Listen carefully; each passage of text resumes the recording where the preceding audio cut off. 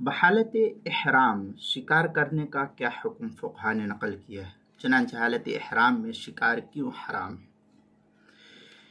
तो इस सिलसिले में काफ़ी तफसीली बहस फ़ुक़हा नक़ल करते हैं और कुरान मुक़द्दस की आयत को देखने से मालूम होता है कि अल्लाह का ये हुक्म है। चनांचे इस्लाम में अगरचे शिकार करने की फिलजुमला इजाज़त है, इसमें ममानियत नहीं है और इसके बाकायदा अहकाम कुरान व हदीस में वारिद भी है कि शिकार किस जानवर का किस तरीक़े से कैसे किया जाए, वो सब तफसील जो है कुरान व हदीस और फ़ुक़हा ने नक़ल की है।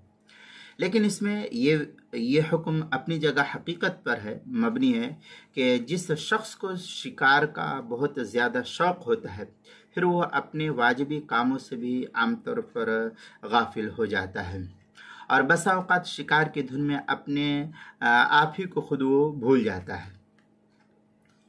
शिकार को शिकार के अलावा किसी चीज़ की समझ नहीं आती है और सुध-बुध नहीं रहती है। बिलखुसूस जब खुश्की का शिकार होता है, उसका बदल यानी दीगर पालतू जानवर दस्तयाब होने के बावजूद शिकार में उसको इस कदर इन्हिमाक रहता है और वो इस कदर उसका दिल दादा हो जाता है और उसको इसके अंदर इस कदर मज़ा आने लगता है कि वो और कोई काम को करने में उसको उस कदर मज़ा नहीं आता है।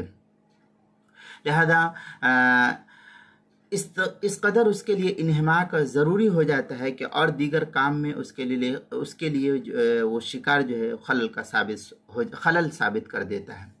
चुनांचे इन्हिमाक यकीनन ज़रूरी कामों में खलल अंदाजी का सबब बन सकता है।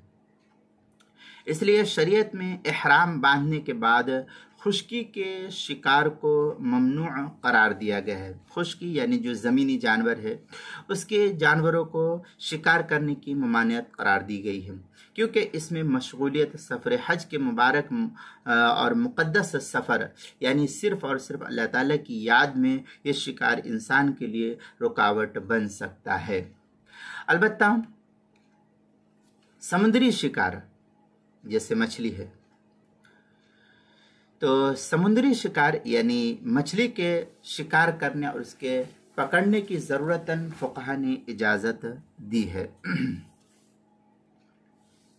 क्योंकि समुद्री सफ़र के दौरान बाज़ मरतबा उसके अलावा रिज़्क़ मिलना और इंसान के लिए उसके अलावा कोई और खाने की चीज़ों का मिलना बसा औक़ात मुश्किल हो जाता है। गोया कि ये इजाज़त भी हिकमत और मसलहत और ज़रूरी अहकामात पर मबनी है। इसलिए कुरान मुक़द्दस में ये इरशाद खुदावंदी है, इस तरीक़े से है, उहिल्ल लकुम सैदुल बहरी व तआमुहु मताअन लकुम वलिस्सय्यारा व हुर्रिमा अलैकुम सैदुल बर्रि मा दुमतुम हुरुमा वत्तक़ुल्लाह अल्लज़ी इलैहि तुहशरून।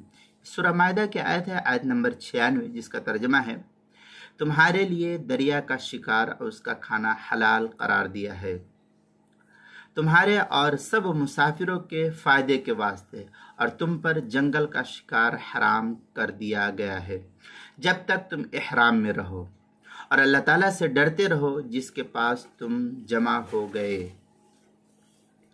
अब इस आयत के अंदर आखिर में तक़वे की ताकीद इंसान को दी गई है। इसके अंदर ये बता दिया गया है कि दौरान सफ़र शिकार नज़र आने और उसको मारने के नफसानी तकाज़े के बावजूद महज अल्लाह के डर से उसकी तरफ तवज्जो न देना एक मुस्तकिल इंसान के लिए गोया कि ये इम्तिहान का सबब है, जिसमें अजीमत के बगैर कामयाबी इंसान को नहीं मिल सकती है। चुनांचे अल्लाह ताला दूसरी जगह एक आयत में इस तरीक़े से इरशाद फरमाते हैं कि या अय्युहल्लज़ीना आमनू लयब्लुवन्नकुमुल्लाहु बिशैइन मिनस्सैदी तनालुहु अयदीकुम व रिमाहुकुम लियअलमल्लाहु मन यख़ाफुहु बिलग़ैब फमन इअतदा बअद ज़ालिका फलहु अज़ाबुन अलीम। ये भी सूरह माइदा पारा नंबर 7 आयत नंबर 93 है कि ऐ ईमान वालो, अल्लाह ताला तुमको ज़रूर आज़माएंगे उस शिकार में कि जिस पर तुम्हारे हाथ या तुम्हारे नेज़े पहुँचे हैं, ताकि अल्लाह ताला मालूम फरमाए कि कौन उससे बिन देखे डरता है। फिर जिसने उसके बाद ज़्यादती की तो उसके लिए अल्लाह ताला की तरफ से दर्दनाक सज़ा मुतय्यन की गई है। अब ये तमाम सूरत हाल को देखने के बाद सफ़र हज हो या इसी तरीके से उम्रे वगैरह का जो सफ़र होता है, तो बहालत इहराम, जो इहराम पहनने की सूरत में और हदूद हरम में शिकार से कतन इंसान को परहेज़ करना ज़रूरी है। इसलिए जो है अगर इंसान इस तरीके से शिकार करता है तो गोया कि अल्लाह के हुक्म की नाफरमानी करता है। इसलिए जो लोग बहालत इहराम हो और हदूद हरम में हो तो उन्हें शिकार वगैरह सफ़र हज और सफ़र उम्रा वगैरह के दरमियान नहीं करना चाहिए। चुनांचे तफसीली बहस जो है किताबुल मसाइल की 3री जिल्द सफ़ा नंबर 198, उन्वान है बहालत इहराम शिकार, और ये तो बाब का नाम है, किताब का उन्वान का नाम है हालत इहराम में शिकार क्यों हराम है।